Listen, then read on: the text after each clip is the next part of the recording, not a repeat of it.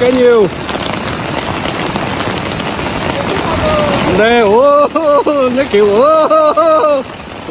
Guangzhou, in what meteorologists are calling a once-in-a-century meteorological event, Guangdong province has been plunged into a state of severe crisis following days of unrelenting, torrential rainfall.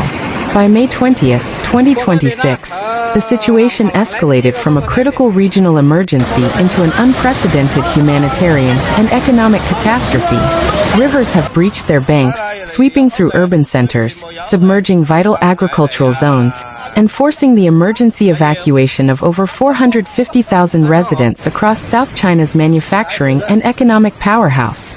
The Pearl River Delta, an industrial megalopolis home to tens of millions of people, is currently grappling with the catastrophic fallout of a stalled, hyper-intensified low-pressure system coupled with an exceptionally strong summer monsoon.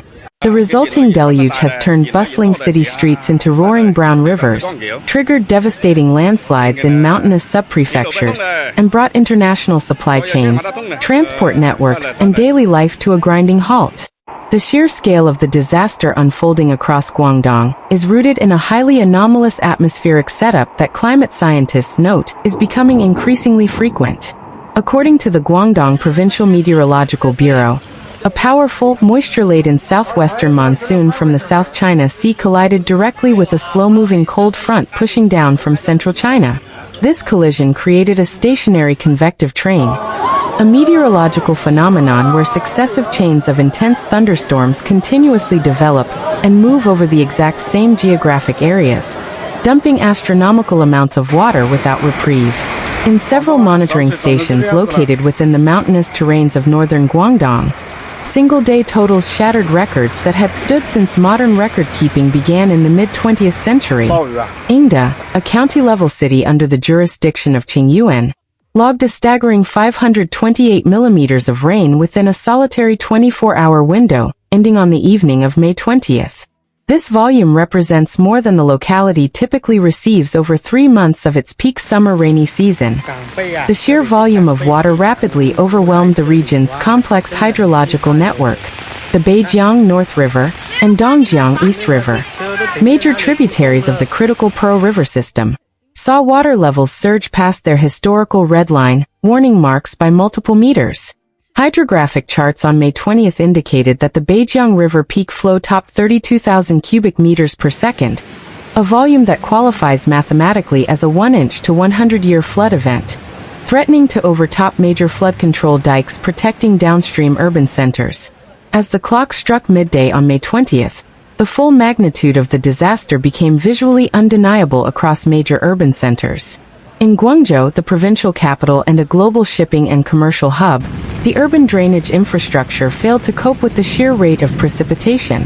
In Guangzhou's Tianhe and Haizhu districts, low-lying avenues were transformed into rushing canals, with water levels reaching up to the hoods of abandoned vehicles, and, in some areas, climbing past the first floors of residential apartment complexes. Underground parking garages became sudden, inescapable death traps for luxury vehicles and commuter cars alike, forcing property management teams to erect makeshift sandbag barriers in a desperate, often futile race against the rising tide. The city's famously extensive mass transit network faced severe disruptions. Out of an abundance of caution, and to prevent a repeat of historical metro disasters seen in other provinces, the Guangzhou Metro Corporation suspended operations entirely on lines 3, 5, and 9 after floodwaters began cascading down entrance stairwells at several key interchange hubs. Commuters were left stranded, forcing municipal authorities to deploy fleets of emergency military-grade trucks to transport citizens out of flooded commercial zones. The water rose so fast it felt like an ocean wave was slowly moving down the street, said Zhang Wei, a 34-year-old tech worker stranded in an office tower in Guangzhou's Zhujiang town. Within 2 hours, the intersection outside our lobby went from a normal rainy afternoon to a deep pool of muddy water with floating trash bins and cars drifting away. We've been told to stay on the upper floors until rescue boats arrive. Further south, the industrial hubs of Foshan, Dongguan, and Shenzhen face their own share of compounding emergencies. Dongguan, globally renowned as a cornerstone of electronics manufacturing, reported extensive flooding throughout its low-lying manufacturing parks. While the high-tech cleanrooms of major semiconductor and smartphone components manufacturers are typically elevated or heavily fortified against environmental hazards, localized power outages, and the sheer physical inability of factory workers to reach their shifts forced a widespread suspension of assembly lines. Industrial logistics ground to a complete halt as major expressways connecting the manufacturing centers to the ports of Yantian and Shekou were shut down due to standing water and sudden mudslides. While the economic impact is heavily concentrated in the urbanized Pearl River Delta, the humanitarian crisis is arguably at its most acute in the rugged, mountainous subprefectures of northern and western Guangdong, specifically Shaoguan, Qingyuan, and Zhaoqing. Here, the hazard is not merely standing water, but the terrifying kinetic force of saturated earth giving way. The terrain in northern Guangdong is characterized by steep limestone karst formations and heavily weathered clay soils, conditions that become lethally unstable when saturated by hundreds of millimeters of continuous rain. Throughout May 19th and May 20th, hundreds of distinct landslide events were reported across rural townships. In Shaoguan's rural districts, entire mountainsides detached, obliterating sections of provincial highways, severing fiber-optic telecommunications cables, and burying ancestral village homes under thousands of tons of mud and debris.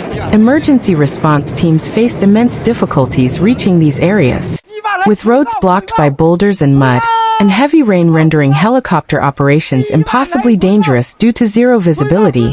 Rescue teams from the People's Liberation Army (PLA) and the local fire rescue services were forced to hike inland on foot, carrying medical supplies, satellite phones, and basic digging tools over treacherous, unstable ridges. In Ingda, the situation on May 20th was described by local officials as apocalyptic. The confluence of multiple swollen rivers caused an unprecedented backwater effect, trapping the city in a massive bowl of floodwater. Aerial drone footage captured by state media outlets, whenever brief breaks in the cloud cover permitted, revealed a shocking vista. Miles upon miles of rural farmland completely erased from view, with only the rooftops of multi-story village houses and the tips of electrical pylons poking out from a vast, brown inland sea. Tens of thousands of rural residents spent the night of May 19th huddled on the roofs of their homes, exposed to wind and rain, flashing the flashlights of their smartphones into the darkness to signal rescue boats. Local volunteers, operating small fishing vessels and jet skis, worked alongside official orange-clad rescue teams to pull elderly residents and infants through second-story windows. In response to the escalating catastrophe, the central government in Beijing and the Guangdong provincial government activated their highest level of disaster response, Level 1 emergency response for flood control. This activation unlocked vast logistical reserves and placed all civil and military assets under a centralized, wartime footing command structure. Provincial Party Secretary and the Governor of Guangdong convened an emergency midnight command briefing in Guangzhou, broadcasting directives to all 21 prefecture-level cities. The absolute priority mandated by the leadership was unequivocal.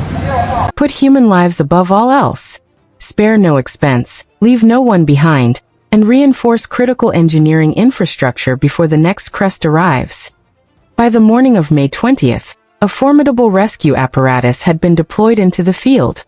Over 120,000 personnel, including PLA soldiers, People's Armed Police, PAP, units, local fire and rescue brigades, and certified civilian disaster relief organizations, such as the Blue Sky Rescue Team, were actively deployed across the province.